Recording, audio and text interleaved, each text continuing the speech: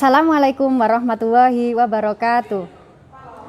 Alhamdulillahirabbil alamin. Assalatu wassalamu ala asrofil anbiya wal mursalin wa ala alihi washabbihi ajmain amma ba'du. Alhamdulillah, pada kesempatan kali ini kita diberikan banyak sekali kenikmatan oleh Allah di dunia ini, baik itu nikmat iman dan juga nikmat sehat. Semoga semuanya dalam keadaan yang baik, tentunya dalam kondisi sedang berpuasa. Di sini saya akan membagi sebuah kisah. Semoga dari kisah ini kita bisa mengambil ibrah dan juga pelajaran untuk kita tanamkan pada diri kita. Alkisah, ada seorang fakir miskin yang melewati jalan di Madinah.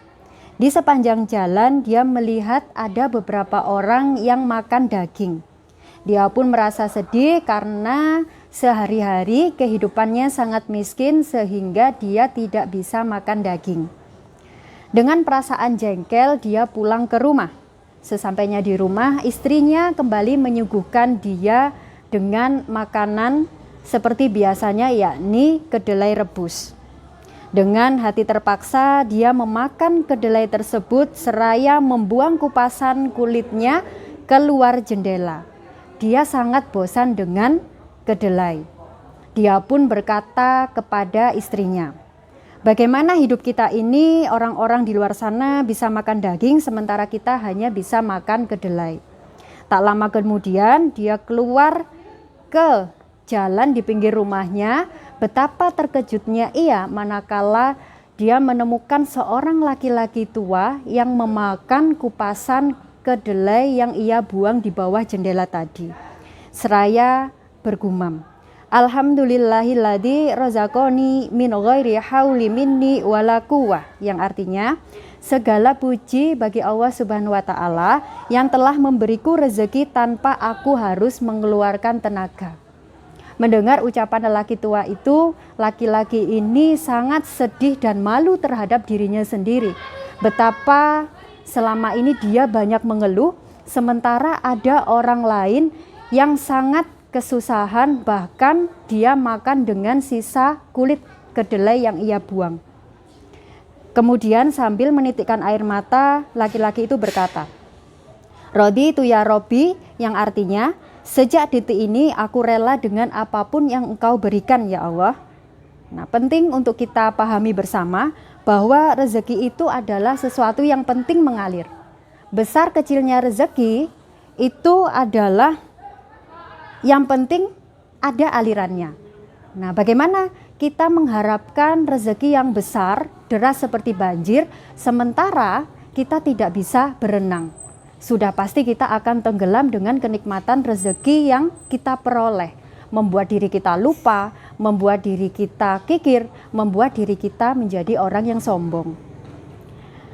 Kemudian Ali bin Abi Thalib radhiyallahu anha pernah berkata, "Barang siapa perhatiannya hanya pada apa yang masuk ke dalam perutnya, maka nilai seseorang itu tidak lebih dari apa yang dia keluarkan." Nah, mungkin dulu kita semua berpikir bahwa rezeki itu hanya terbatas dari harta benda, uang, kemewahan, investasi, tabungan, dan semuanya. Akan tetapi setelah kita mengkaji Islam lebih dalam, terutama hadis dan juga Al-Quran, tentu di sini bisa kita pahami bahwa rezeki itu maknanya sangat luas.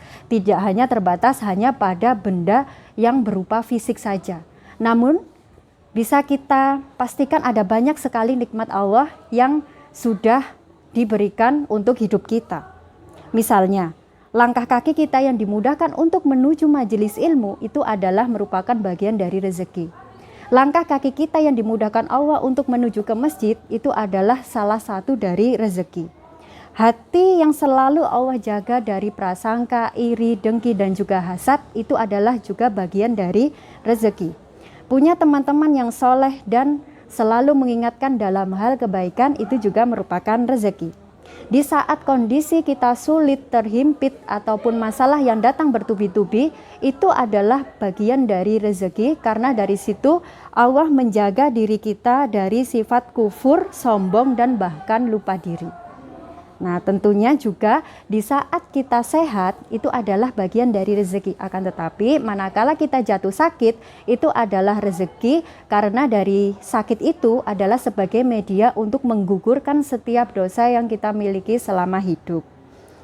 Nah, justru yang perlu kita waspadai saat kita jauh dari masalah, hidup bahagia, penuh kecukupan, padahal begitu banyak hak Allah yang belum kita tunaikan.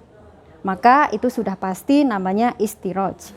Semoga kita terhindar dari hal-hal yang bisa melalaikan kewajiban dan hak kita kepada Allah, sehingga kita diberikan Allah ketetapan iman dan juga Islam. Allah Subhanahu wa taala berfirman dalam Quran surat Al-Baqarah ayat 172. A'udzubillahi minasyaitonirrajim.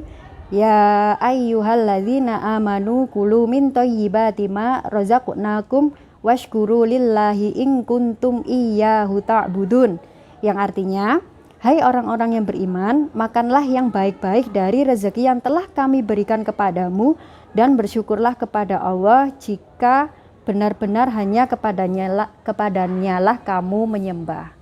Nah, semoga dari apa yang kita pelajari hari ini menjadikan kita orang yang selalu mensyukuri nikmat Allah dan selalu mencari kebaikan-kebaikan apa yang sudah Allah berikan kepada diri kita. Karena segala sesuatu yang Allah berikan itu adalah bernilai positif untuk diri kita. Terima kasih, mungkin itu saja yang bisa saya sampaikan. Semoga bermanfaat. Wassalamualaikum warahmatullahi wabarakatuh.